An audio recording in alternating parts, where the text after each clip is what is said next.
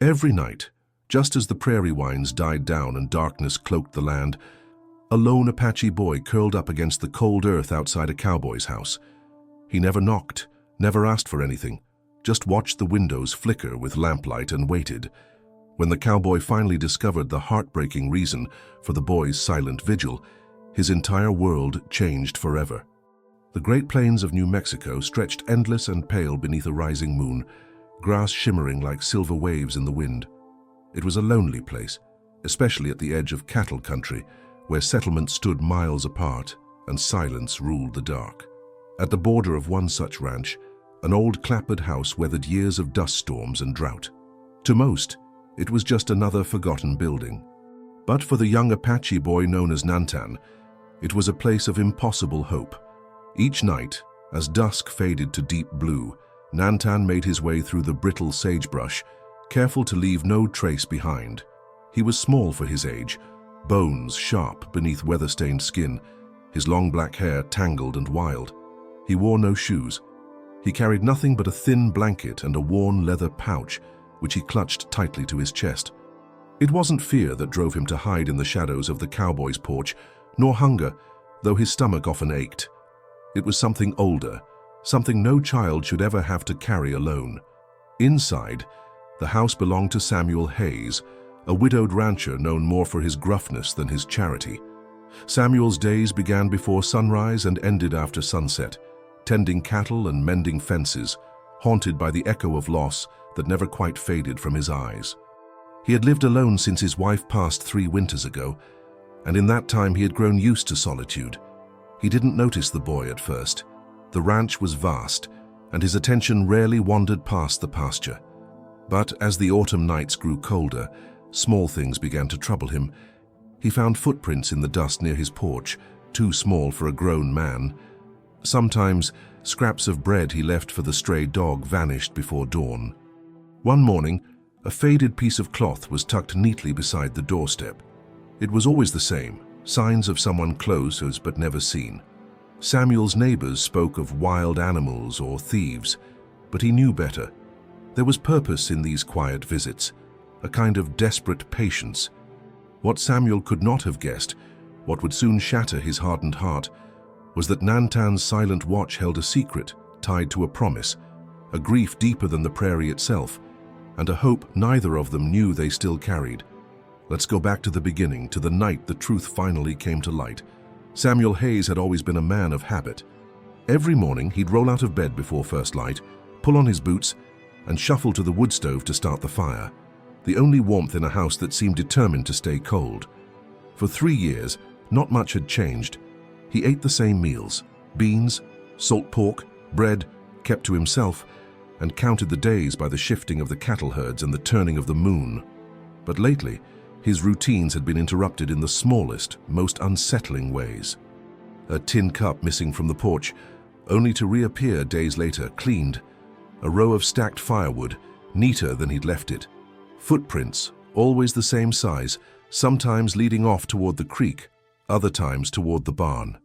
Samuel tried to ignore these signs, but as the weeks dragged on, curiosity gnawed at him.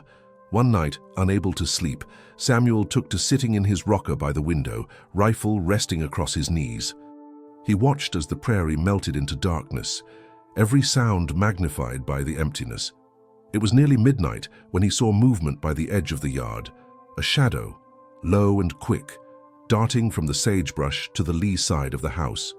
He held his breath, peering through the glass as the figure settled in the same spot beneath his porch, wrapping a thin blanket around their shoulders.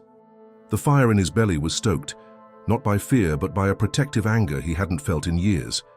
He waited until first light, then quietly opened the door and stepped onto the porch.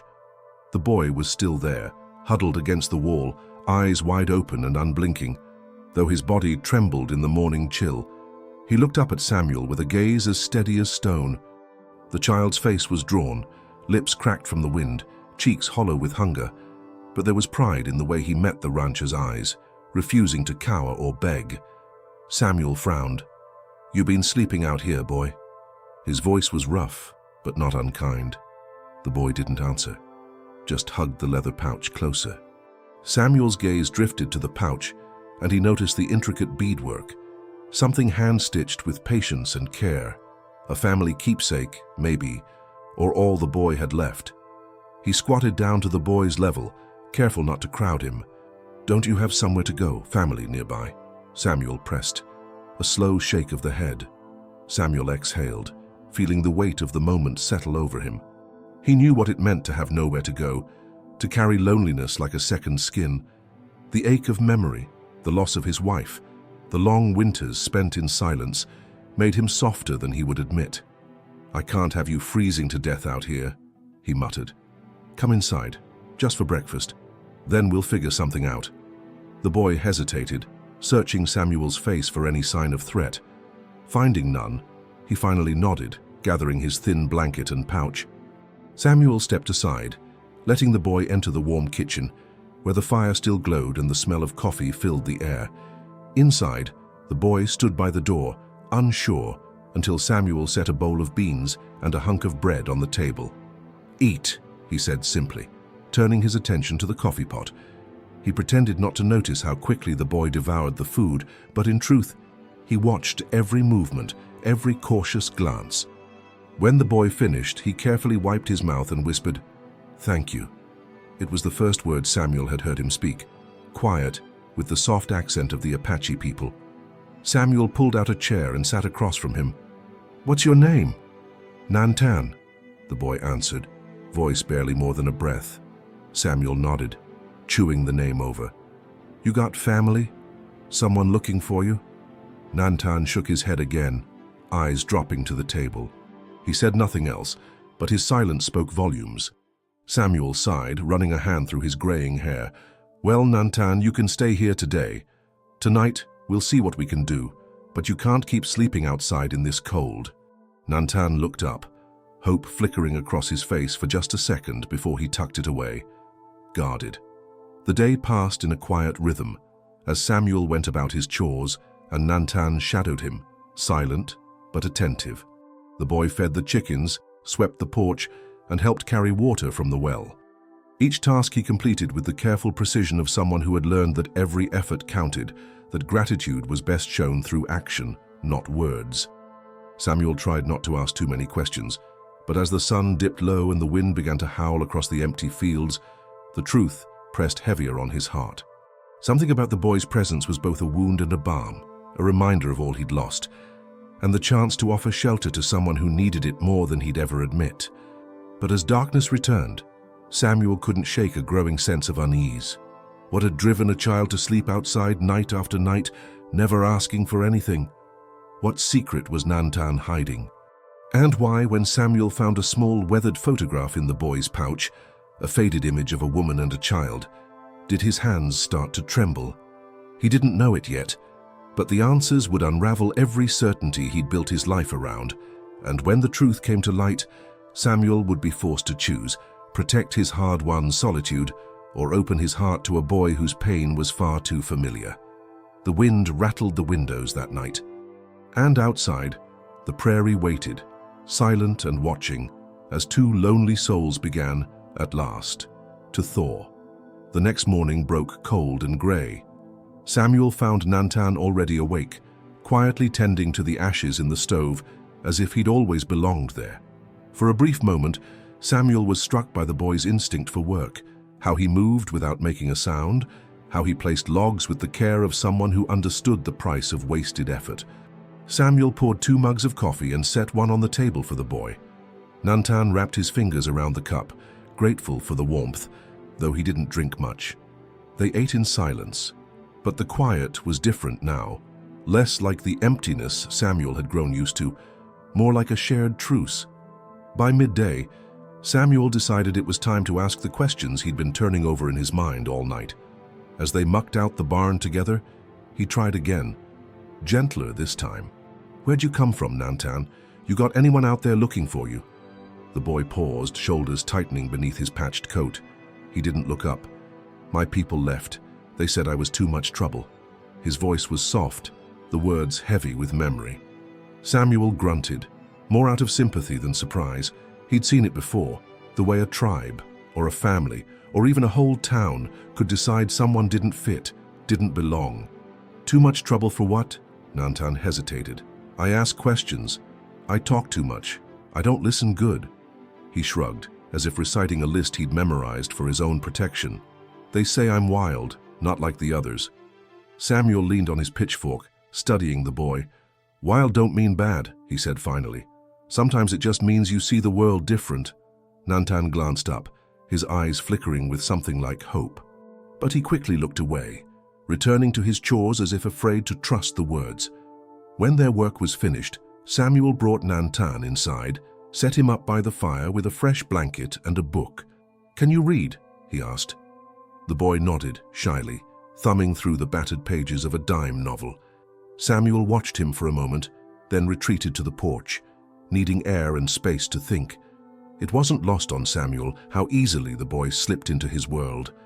Nantan didn't ask for more than a place to sleep and a plate of food, and he seemed determined to repay every kindness with quiet, determined help. But even as Samuel felt his guard lowering, he couldn't shake the old habits of suspicion. Too many years of loss had taught him not to trust happy endings.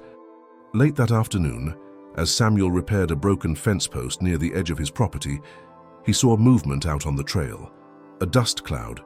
Then 2 men on horseback riding slow and easy, their eyes fixed on the house. Samuel's gut tightened. Strangers meant trouble out here, and he wasn't about to let anyone threaten the uneasy peace he'd found. He watched as the riders drew closer. One was tall, broad-shouldered, with a heavy coat and a scar along his cheek. The other was younger, restless, with the nervous energy of someone looking for a fight. When they reached the gate, the older man called out, "You Samuel Hayes?" Samuel nodded, keeping his voice even. "That's right." The man pulled his hat lower. "We're looking for a boy, Apache, about this high." He gestured with his hand. "Name's Nantan. Heard he's been seen out this way." Samuel felt his heart thump in his chest, but he kept his face blank. "Plenty of boys pass through. Why are you looking for this one?" The younger rider spat in the dirt. "He stole something from folks up north. Been a pest for weeks. We're just here to bring him back to his people." Samuel weighed their words, eyes narrowing. The boy he'd met didn't strike him as a thief, but he knew enough to trust actions over stories. "I haven't seen anyone," Samuel said, slow and careful. "And if I do, I'll let you know." The older man stared hard at Samuel, but finally shrugged. "Appreciate it, sir. If you see him, just send word." The riders turned and headed back down the trail, leaving Samuel standing tense by the fence, every muscle tight with worry. That evening, as the sun set in streaks of red and gold, Samuel found Nantan sitting by the hearth, the photograph from his pouch in his hands. The boy looked up, face pinched with fear. "Who were they?" he asked, already guessing the answer. Samuel sat down beside him, the warmth of the fire chasing away the chill. "Men looking for someone to blame," he answered softly. "You steal something from up north." Nantan shook his head fiercely. "No, I just ran. I was hungry. They didn't want me. Not really." Samuel put a hand on the boy's shoulder, steady and strong. "You're safe here. I promise." But even as he said it, he knew safety was fragile, a thing that could vanish in a single night. And outside, in the dark, danger was circling closer than ever. Yet as Samuel watched Nantan fall asleep by the fire, a quiet resolve settled over him. Whatever the truth was, whatever trouble was coming, he'd stand between the boy and the world, no matter what it cost. Because in this lonely house, they were both learning that sometimes the family you find is stronger than the one you lose. And in the silence, Samuel realized he wasn't alone anymore. Night fell heavy, pressing against the windows with a hush that made every sound inside the cabin feel amplified. Samuel sat at the table, the oil lamp casting long shadows, while Nantan curled under a pile of quilts by the hearth, breathing slow, but not yet asleep. Outside, coyotes called in the distance, their cries unsettling in a way that brought old memories crawling up Samuel's spine. He knew those men would be back. Men like that didn't let things go, especially when they thought something, or someone, belonged to them. Samuel ran a hand through his hair, thinking of all the ways this could end badly. But as he watched the boy's face, illuminated by firelight, he felt something shift in his chest. He'd lost a son once. Maybe that was why he couldn't bring himself to send Nantan away, even when it would be safer. A sudden knock shattered the quiet, sharp and insistent. Nantan bolted upright, eyes wide. Samuel grabbed the rifle from above the door, but held it low, not wanting to frighten the boy further. He cracked open the door, the cold rushing in. On the porch stood old Mrs. Whitaker, bundled in shawls, her white hair frizzing in the wind. She'd lived 3 miles east for as long as Samuel could remember, a woman as stubborn as the rocks.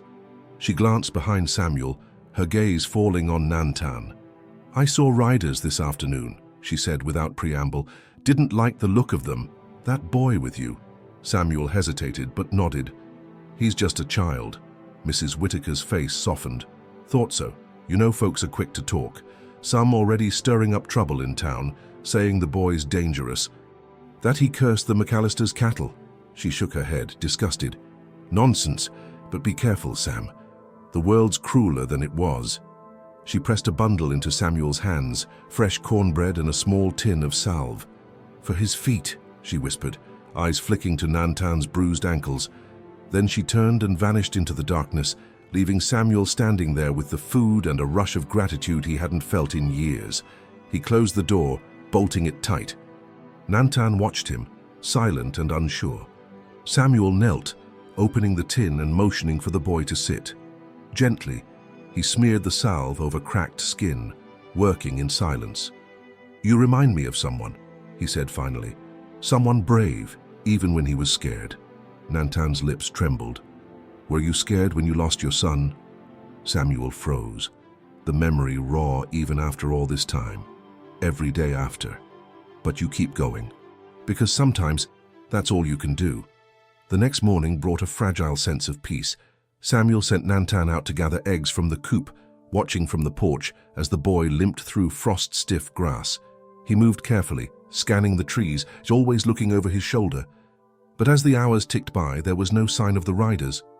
Samuel fixed a broken hinge, mended a fence, and pretended not to notice the way Nantan's eyes followed his every move, as if memorizing the rhythm of the ranch. At midday, while they ate, Nantan spoke. "I'm not scared of the dark," he said quietly, "but I'm scared of being chased. I always have to run." Samuel looked at him, seeing the cost of survival written into every scar, every hesitation. "You don't have to run here," he said, "not unless you want to. This land's big enough for both of us." For the first time, Nantan offered a small, shy smile. That evening, as the light faded, Samuel showed Nantan how to brush the horse, a big, patient gelding named Blue. Nantan hesitated at first, but under Samuel's steady hand he relaxed, learning the gentle circles, the calm tone that soothed even the most nervous animal. Blue snorted and nuzzled Nantan's shoulder, making him giggle, a sound Samuel realized he hadn't heard since the boy arrived. In that simple moment, the wall between them thinned. Samuel watched the boy with a tenderness he thought he'd buried. He couldn't change Nantan's past, couldn't erase the pain, but he could give him these quiet evenings, this peace. But as the sun dipped and shadows stretched across the yard, Samuel couldn't ignore the sense that time was running short. He knew the riders would return, more desperate, more dangerous. The ranch was a sanctuary, but it couldn't stay hidden forever. And so, as night settled and Nantan drifted to sleep by the fire, Samuel sat up late, planning. He checked the locks, counted the shells, rehearsed what he'd say if anyone asked. He promised himself that whatever storm was coming, he wouldn't let it break the fragile hope he'd seen flicker in Nantan's eyes. Because sometimes a man isn't measured by what he runs from, but by what and who he chooses to stand beside when the world comes knocking. Outside, somewhere far off, a coyote howled, and Samuel knew the fight for the boy's future was just beginning. The next morning, the world was dusted in a fragile coat of frost. The rising sun found Samuel already outside, boots crunching in the brittle grass as he checked the perimeter of the ranch. He couldn't shake the tension from his shoulders. Each shadow among the cottonwoods looked like it might hold a threat, and every distant hoofbeat on the wind made his hand drift to the rifle slung across his back. Inside the house, Nantan moved carefully, still wary of the space, but a little more at ease. He swept the kitchen, his movements tentative but precise, as if afraid to disturb the peace he'd found. When Samuel came in, shaking the chill from his coat, Nantan looked up and offered a quiet, "Good morning." Samuel gave him a nod. "Morning, son. Hungry?" He saw the flicker of surprise on the boy's face at the word son, but Nantan just nodded, pulling his blanket tighter around his shoulders. Breakfast was quiet, but different now, a little less awkward. The silences filled with the soft clatter of spoons and the smell of hot oats. Samuel poured a second cup of coffee, then pushed the plate of cornbread closer to Nantan. "Eat up. Got a long day ahead." Nantan's appetite had returned. He ate quickly, his eyes flicking to the window every few minutes. "You think those men will come back?" he finally asked, voice barely more than a whisper. Samuel paused, choosing his words. "I think men like that don't give up easy, but this ranch, my home, isn't a place for bullies. We stand our ground here. I won't let anyone take you, not while I'm breathing." He saw the boy's eyes widen at the promise. The day settled into the rhythms of ranch life. Samuel took Nantan with him as he made his rounds, checking fences, tending the cows, repairing the chicken coop. He taught the boy how to use the hammer, how to set a post straight, how to patch a torn section of wire. At first, Nantan was quiet, watching every move, but slowly he began to ask questions, his curiosity breaking through the wariness.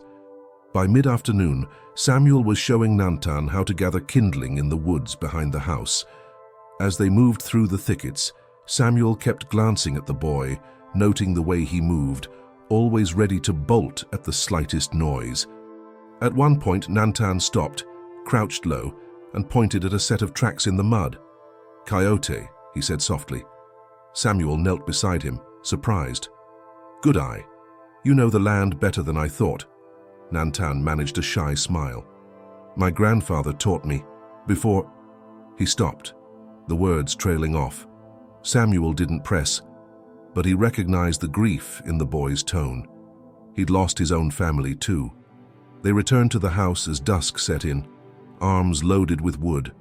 Samuel noticed the tracks of horses near the far fence, fresh, too fresh to be from his own rides. He stiffened, a knot of worry twisting in his gut. He called Nantan inside, bolting the door as the sky darkened. "If anything happens," Samuel said, keeping his voice low, "if you hear shouting or shots, you crawl under the floorboards in the pantry. Don't come out unless I call for you, understand?" Nantan nodded, face pale but steady. "I'm not leaving you alone," he whispered. Samuel knelt down so their eyes were level. "You're not running. You're surviving. Sometimes the bravest thing is knowing when to hide. Let me worry about the rest." They ate dinner in uneasy silence, each lost in his own thoughts. When Nantan went to bed, Samuel sat by the fire, cleaning his rifle, mind racing with possibilities. He remembered the men's faces, hard, angry, desperate for someone to blame. He knew they'd return. Later that night, as the wind rattled the shutters and the cold crept through the cracks, Samuel heard a distant shout. It was faint, far off, but it sent a jolt through his chest. He rose, peering through the curtain. Lanterns bobbed along the distant road, maybe 3 or 4 riders, too far to make out clearly but close enough to send a warning. He turned, saw Nantan standing in the doorway, eyes wide.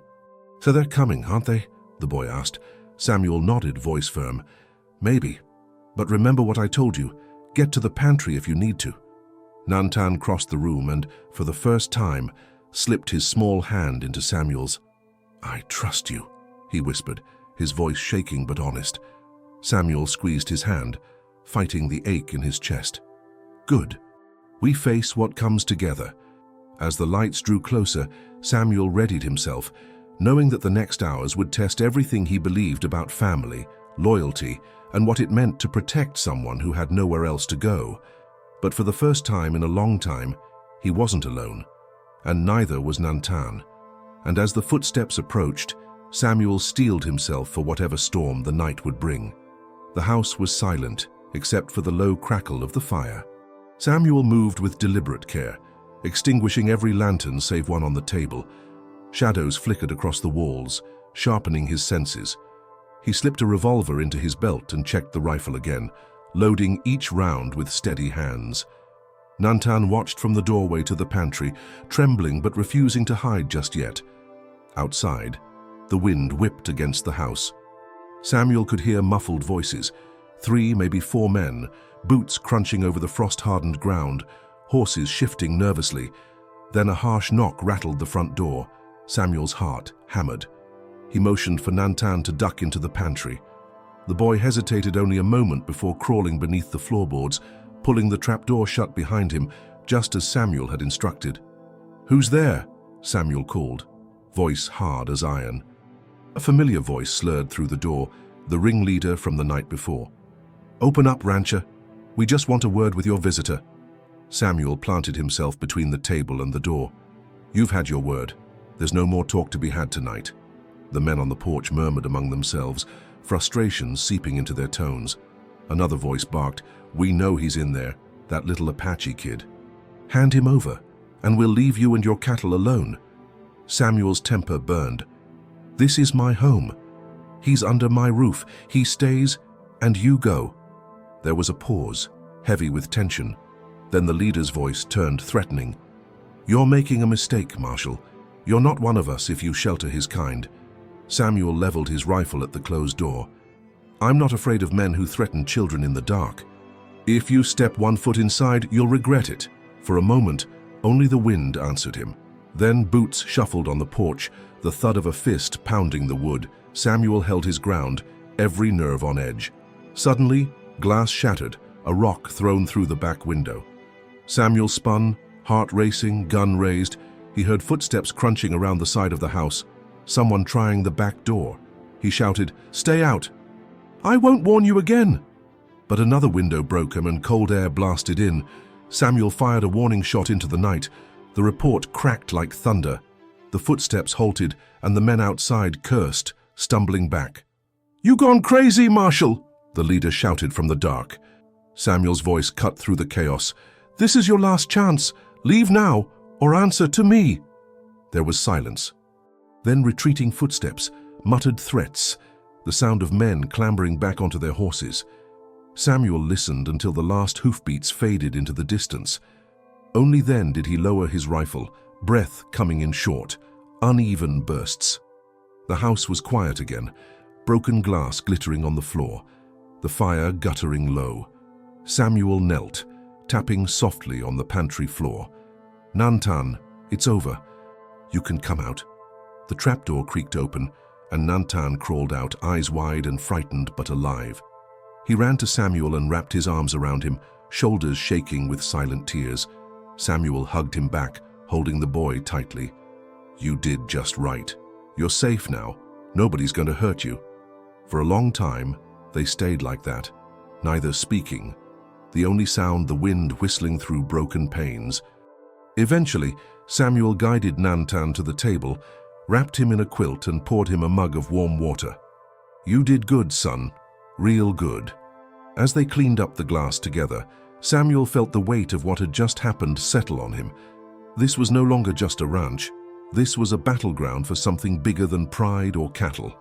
He'd made a choice, drawn a line. When the repairs were done, Nantan looked up, voice steadier now. "Why do they hate me?" Samuel knelt so they were eye to eye. "Some folks are scared of what they don't understand. They blame others for what's wrong in their own lives. But hate is like poison, son. It ruins whoever carries it." Nantan nodded, chewing his lip. "You're not afraid?" Samuel smiled softly. "Everyone's afraid of something. But courage is doing what's right even when you're scared." That night, as Nantan drifted to sleep by the fire, Samuel sat watch, rifle across his lap, gaze never straying from the door. He knew this wasn't the end. The world wouldn't change in a single night. But something in the boy's trust, and in his own promise, made the fight feel different. Because for the first time in a long while, Samuel wasn't just protecting a ranch. He was protecting a future, and the beginning of a family he hadn't known he could have.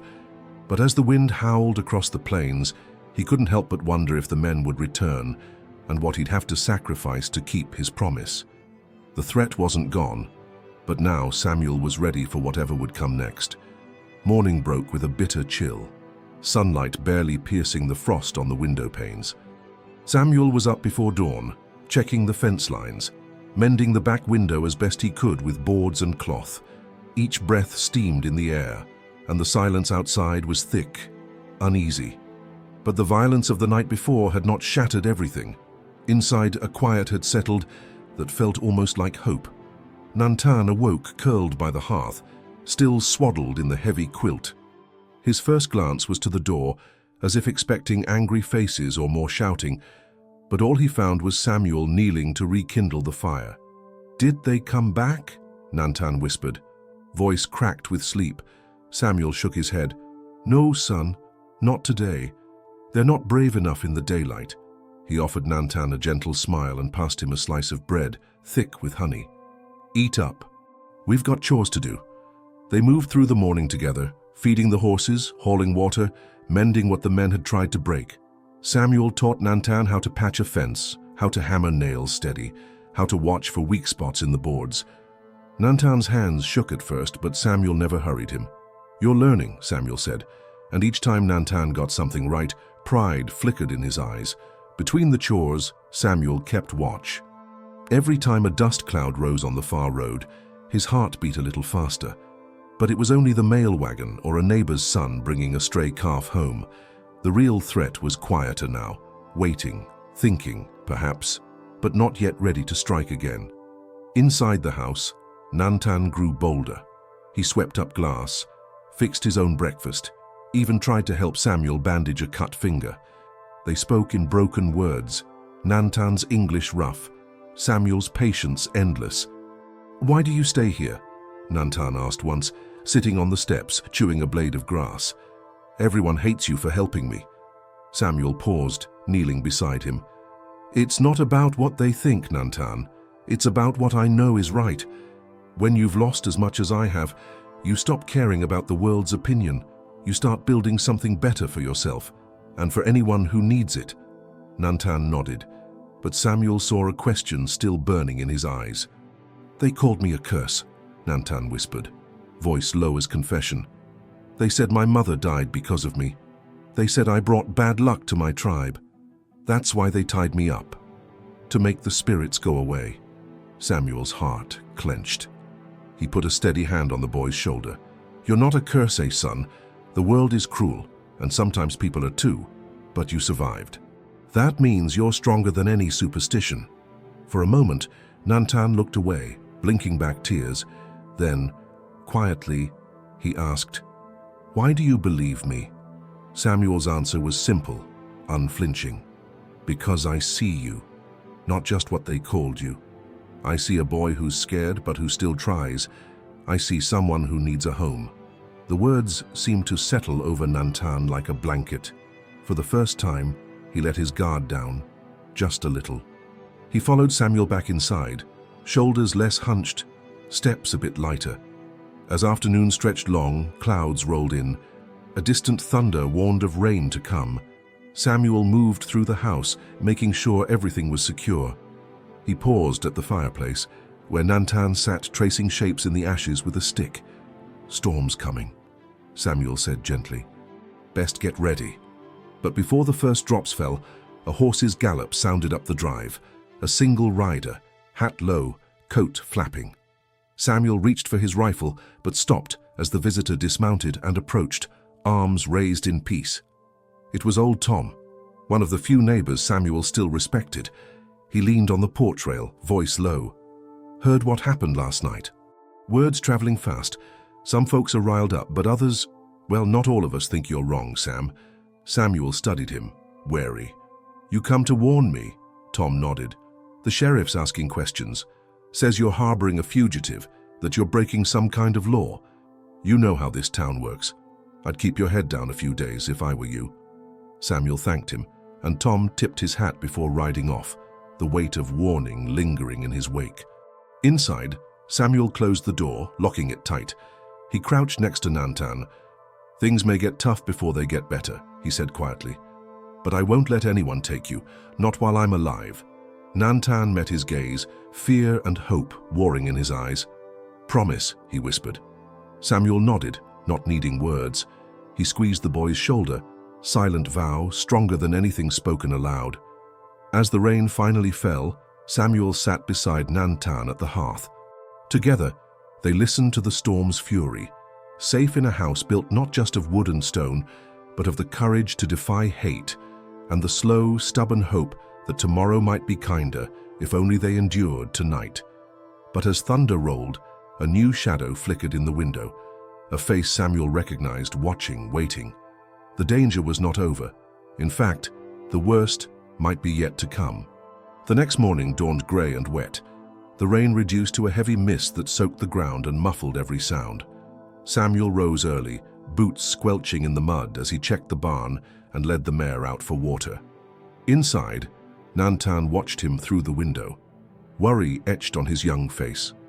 The events of the previous night and Tom's warning hung over the little house like a low cloud.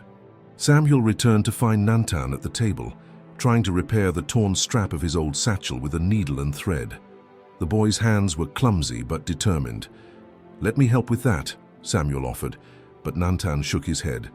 "I need to do something myself," he replied, quietly but firmly. Samuel didn't argue.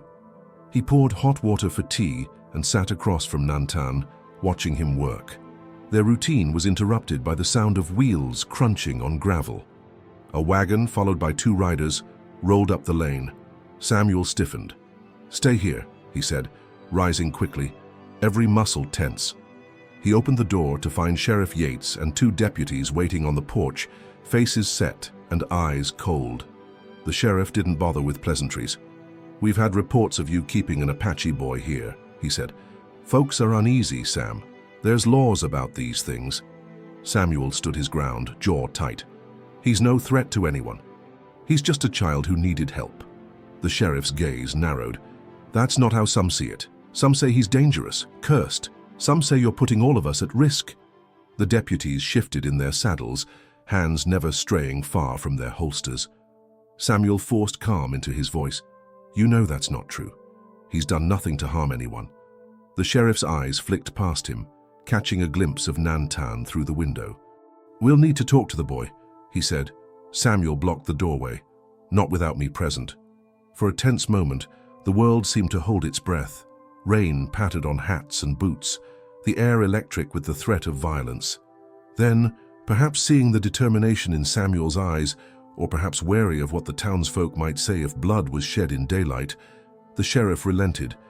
"You've got until tomorrow," he said at last, mounting his horse with a sharp jerk of the reins. "After that, we're coming back, and if he's still here, we'll have to act."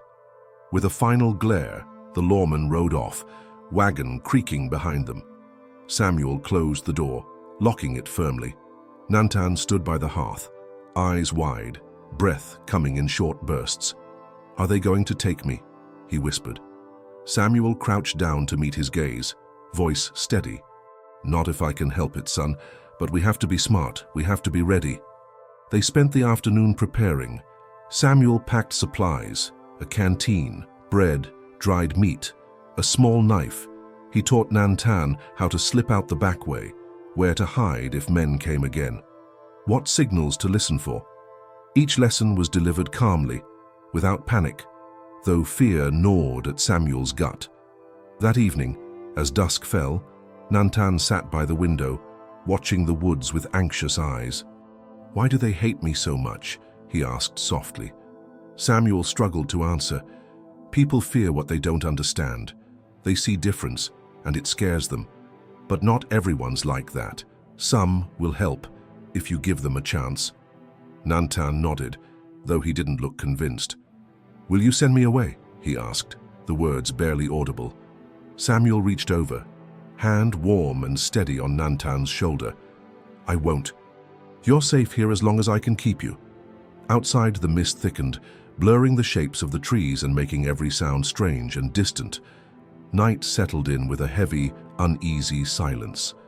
Samuel stayed awake, rifle across his lap, while Nantan slept fitfully on a pallet by the hearth. Sometime past midnight, a soft knock sounded at the door. Samuel's heart lurched. He moved quietly, signaling Nantan to stay hidden. When he opened the door a crack, he found a woman standing there, Maria, the widow from the far end of the valley. Her eyes were worried, voice urgent. "I heard what happened," she whispered. "You can't fight them all, Samuel, but you're not alone. If you need to hide the boy, bring him to my cellar. I'll keep watch." Samuel felt a surge of gratitude. "Thank you, Maria.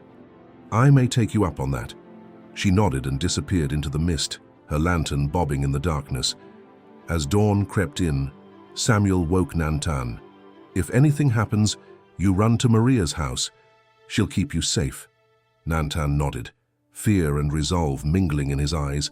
But as they looked out the window at the first light, they saw riders already gathering at the far edge of the property, more than before, some with torches, all with grim faces. Samuel's jaw tightened. The final confrontation was coming, and this time there would be no more warnings. The boy's fate, and Samuel's, would be decided before the sun set again. Samuel's heart hammered in his chest as the line of riders crept closer, their figures wreathed in the damp haze of early morning. There was a heaviness in the air, a sense that the world was holding its breath, waiting to see who would make the first move. Samuel glanced at Nantan, who was pale but standing tall, his jaw set in stubborn defiance. Inside the cabin, Samuel moved quickly. "Pack the rest of the food," he said quietly. Nantan did as told, stuffing bread and jerky into a burlap sack, fingers trembling. Samuel loaded the rifle and checked the small pistol he kept hidden in the drawer. He wasn't looking for a fight, but he knew there might be no way to avoid one if the crowd decided to storm the house. The sound of boots squelching through mud grew louder. A stone bounced off the window, then another. Shouts rang out. "Bring the Apache out, Sam! You want to keep your place! Do it now!" Someone bellowed, voice sharp with alcohol and fear. Samuel's hands were steady as he ushered Nantan toward the back door. "Remember what I told you," he whispered. "Maria's place. Don't look back, no matter what." Nantan hesitated. "I don't want to leave you." Samuel forced a reassuring smile, though his eyes betrayed the ache in his chest. "It's not forever. It's just so you'll be safe. I'll come find you when I can." He squeezed the boy's shoulder one last time, then watched as Nantan slipped into the mist, running low and fast across the muddy field. Seconds later, the crowd was at the door. The sheriff, grim and reluctant, was at the front, but others pushed forward, angrier, less restrained. "Sam, don't make us do something we'll regret," the sheriff called, his voice tired. "Let the boy out." Samuel stood in the doorway, rifle cradled in his arms. "He's not here," he lied. "He's just a boy. He's done nothing wrong." But the faces glaring back at him weren't moved by reason. A few men, egged on by neighbors who'd always resented Samuel's odd ways, shouted back, "He's cursed, Sam! You want to bring the law down on all of us?" The tension snapped. A stone shattered a window. Another man lunged forward, trying to shove Samuel aside. The sheriff tried to hold them back, but the crowd had lost patience. Samuel fired a warning shot into the air. The sound cracked through the rain, silencing everyone for a breathless instant. "Enough!" Samuel shouted, voice breaking with anger and grief. "What happened to this town? You want to act like monsters because you're afraid of a child." His words hit hard. Some men faltered, shuffling uncertainly, but others only grew more riled. In the chaos, Maria appeared at the edge of the field, waving frantically. "He's not here! I saw him running toward the woods," she lied boldly, her voice ringing out. The crowd turned. Some muttered about searching the barn and outbuildings. Others cursed, anger shifting toward confusion. Seizing the moment, Samuel slammed the door and slid the heavy bolt into place. He pressed his back against the wood, every nerve screaming for action. In the yard, the sheriff was shouting, trying to regain control. Meanwhile, Nantan reached Maria's cellar, ducking inside just as the first of the searching men arrived at the farmhouse. Maria met him at the stairs, breathless but brave. "Stay low," she said, pressing a finger to her lips. They crouched together in the darkness, listening as boots pounded above, the sound of drawers opening, furniture being overturned. Through the cracks in the floorboards, Nantan saw the shadows of angry men, saw their weapons and their fear. Back at Samuel's, the standoff stretched. The sheriff threatened to bring in soldiers from the fort if Nantan wasn't found. Samuel pleaded with him to let things cool down, insisting the boy was long gone. Suddenly, A distant shout rang out from the barn. The men came running, but it was a false alarm, just a stray dog, frightened by the commotion.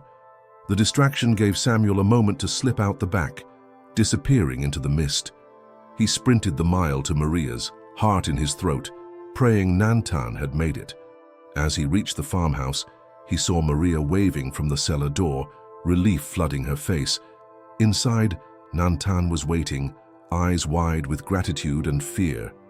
"Are you hurt?" Samuel asked, kneeling beside him. Nantan shook his head. "I did what you said. I hid." For a few precious hours, the three of them hid in silence, listening to the chaos roll up and down the valley.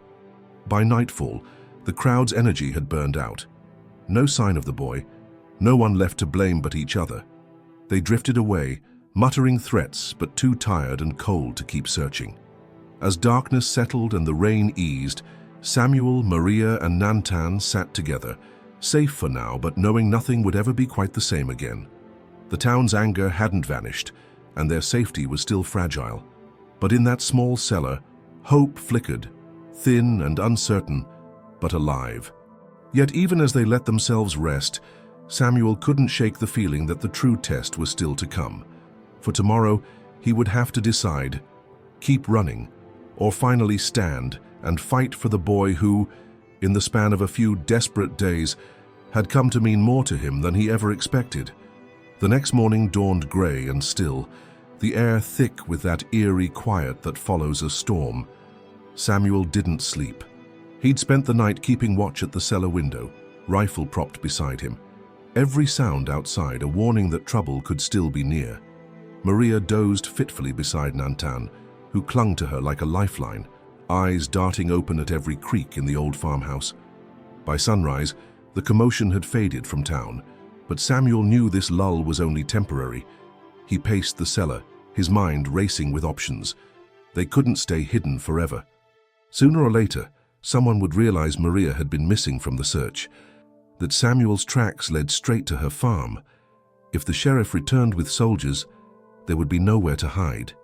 He crouched beside Nantan and tried to smile. "You holding up?" he asked softly. The boy nodded, silent but resolute. Maria squeezed his hand. "He's braver than he looks, Sam. Maybe braver than the both of us."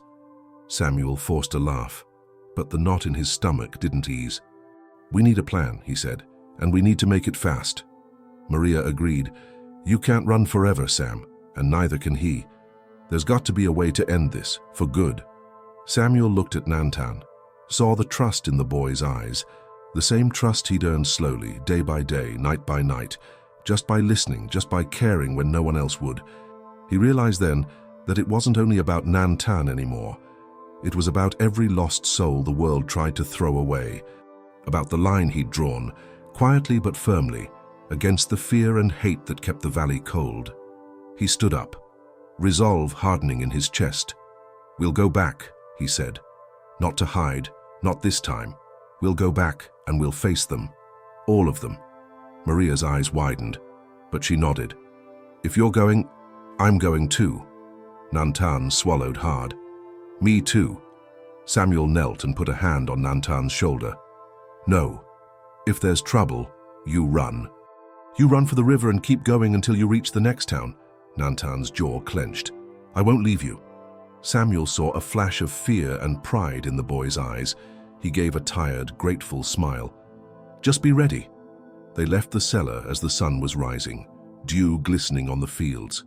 The air felt fresher, but danger hung over the valley like a warning. As they walked toward town, Samuel's mind replayed every possible outcome.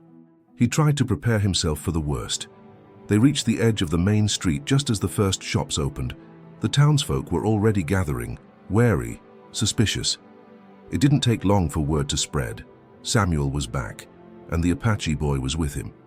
Maria walked at his side, head high. The sheriff stood outside the general store, arms crossed, face hard. "You really want to do this, Sam?" he asked, voice flat. Samuel nodded. "I do." Whispers rippled through the crowd. A few men looked away, ashamed, Others stood their ground, faces twisted with anger. The man who'd led the mob the night before spat in the dust, daring Samuel to step closer. Samuel raised his voice so everyone could hear. "You all know me. You know I fought for this land, same as any of you. I've never asked for favors. I've never taken what wasn't mine. But I won't turn a child out to die, Apache or not. If that makes me your enemy, so be it."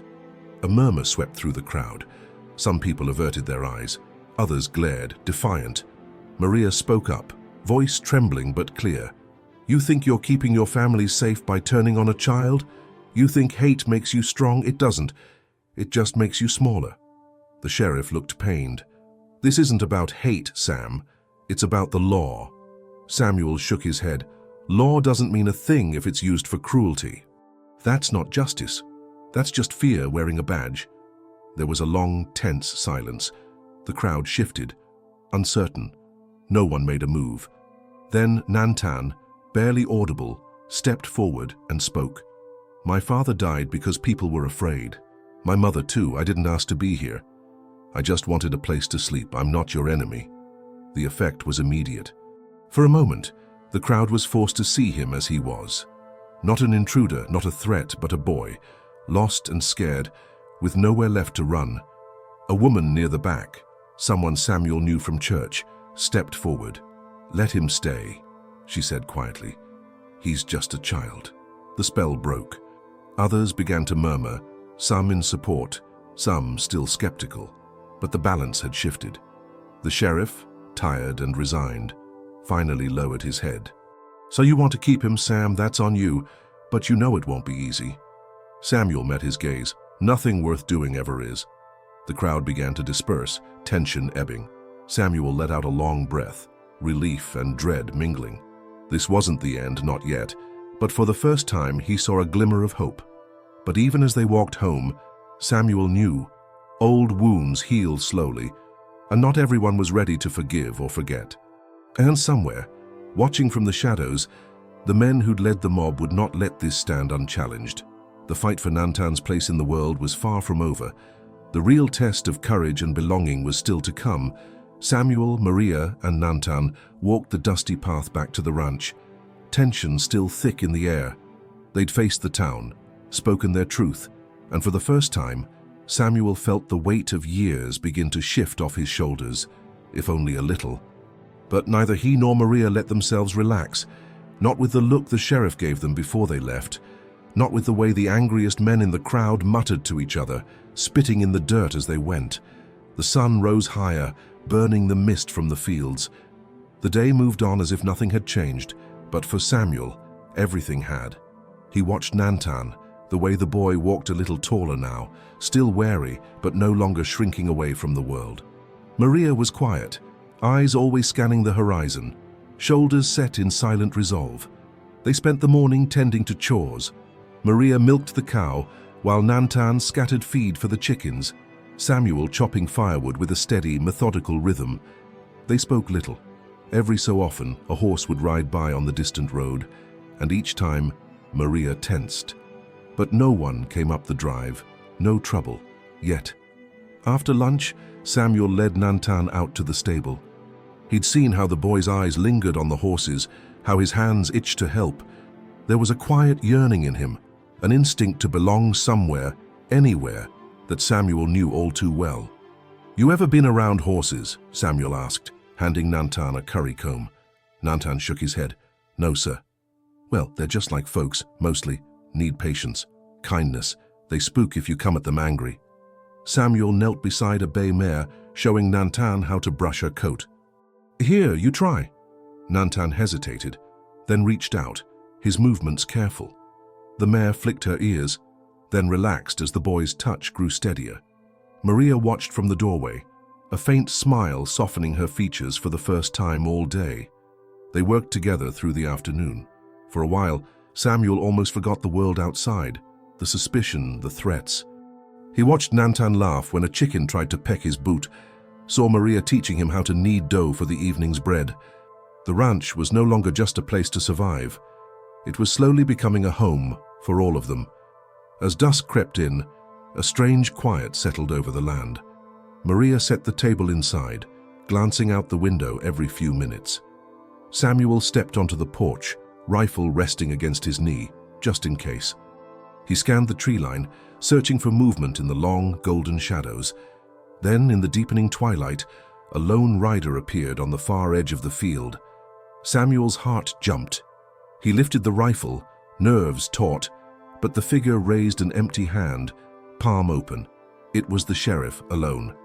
Samuel met him halfway, boots crunching over brittle grass. The sheriff kept his distance, face grim. "I came to warn you," he said. "Not everyone's letting this go. Some of the men, the worst of them, they're talking about driving you out if you keep the boy here." Samuel's jaw clenched. "Let them try." The sheriff looked away, shame flickering across his features. "I don't want more blood on my hands, I'm Sam. But if things go bad, you'll be on your own." Samuel nodded, understanding.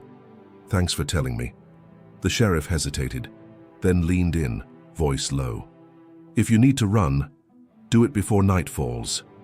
Don't give them the excuse they're looking for." With that, he turned his horse and rode away, fading into the dusk.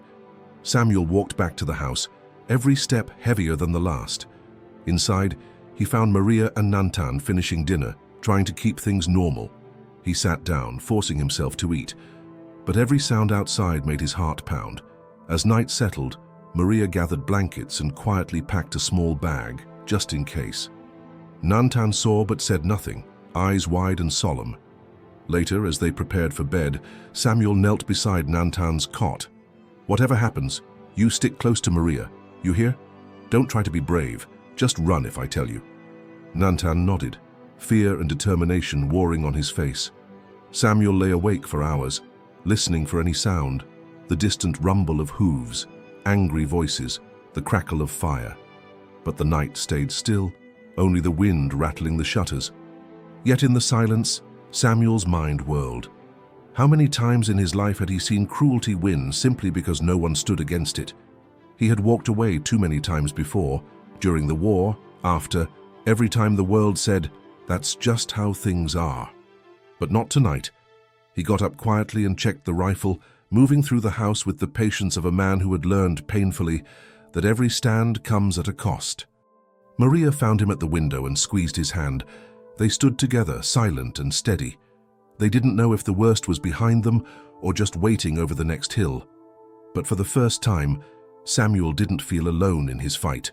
Not with Maria beside him, not with Nantan upstairs, breathing softly, finally safe, if only for tonight. Outside, the stars wheeled overhead, indifferent and eternal. The darkness pressed close around the little farmhouse. But inside, in the warm lamplight, a family held its ground. And somewhere in the night, unseen, the world shifted just a little because they'd refused to turn away. The reckoning was coming, and Samuel was ready to face it, no matter what dawn might bring. The next morning dawned cold and clear. The frost clung to the fields, sparkling in the early light like tiny shards of glass. Samuel stepped outside before the others were awake, the weight of the coming days pressing down on him like the chill in the air. He moved with purpose, stacking firewood, readying the stable, every action a meditation against the storm gathering beyond the horizon. Maria joined him silently, hands tucked into the worn leather gloves he had given her. Her eyes, steady and sharp, met his briefly. No words were needed. Their shared resolve spoke volumes. Nantan appeared at the edge of the porch, rubbing his sleepy eyes, still too young to fully understand the danger, but old enough to sense the tension. Samuel crouched, catching the boy's gaze. "Stay close today. We keep to the ranch. No wandering." The boy nodded solemnly, clutching a small wooden whistle he had carved during a rare moment of calm. Samuel touched his shoulder, a silent promise to protect him. The morning passed slowly, each minute heavy with anticipation. Around noon, a dust cloud appeared on the far road. Samuel spotted it from the barn window, several riders approaching fast, their horses kicking up dry earth in urgent rhythm. He exchanged a look with Maria and stepped outside, rifle in hand. The riders bore no flags or signs of peace. As they came closer, Samuel's heart pounded harder. The sheriff rode at their head, But these weren't just men from town. They were rougher, older, eyes cold and hard, men who lived by their own rules. The leader, a scarred man with a cruel smile, called out, "You got a choice, Merritt. You can pack up and leave before this gets ugly. Or you can make us." Samuel's jaw tightened. "This is my home. The boy stays." The man laughed, low and bitter. "You've got spirit. I'll give you that." "But spirit don't fill bellies or keep men alive." Maria stepped forward, voice clear and unwavering. "We'll do what's right here. No threats will change that." The riders dismounted, weapons drawn, shadows lengthening under the afternoon sun. Tension snapped like a brittle branch. Suddenly, a sharp whistle pierced the air, Nantan's call. The boy ran from the porch, face pale but fierce. "Run!" Samuel shouted, raising his rifle. The attack came fast, brutal. A frenzy of dust, hooves, and shouted orders. Samuel fired carefully, aiming to warn, not kill. Maria moved behind the house, gathering supplies, while Nantan scrambled into the barn, seeking safety. The battle was brief but fierce. The riders, surprised by the family's resolve and the small farm's hidden strengths, retreated with curses and threats. Samuel watched them go, rifle still ready, heart pounding. Maria hurried to his side, breathless but unharmed. "We're not done," she said grimly.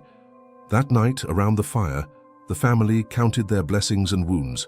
The porch was scarred, a broken board hanging loose, but no lives lost. Nantan's eyes were wide as he recounted how he'd felt the danger and blown the whistle. "I was scared," he admitted, "but I wanted to help." Samuel smiled softly, ruffling the boy's hair.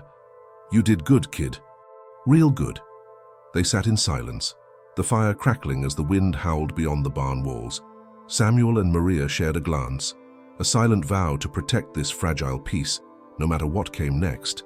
As the stars wheeled overhead, Samuel's thoughts turned to the future. This was no longer just a ranch or a refuge.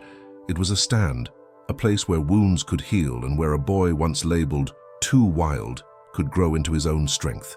The fight was far from over, but for the first time in years, Samuel believed that the tides were turning, not just for him, but for all of them. And with that hope burning steady, they faced the darkness, not alone, but together. Days later, the tension in the air was almost tangible, thick like the dust that coated the dry earth. The Merritt Ranch stood silent under a heavy sky, the calm before the storm.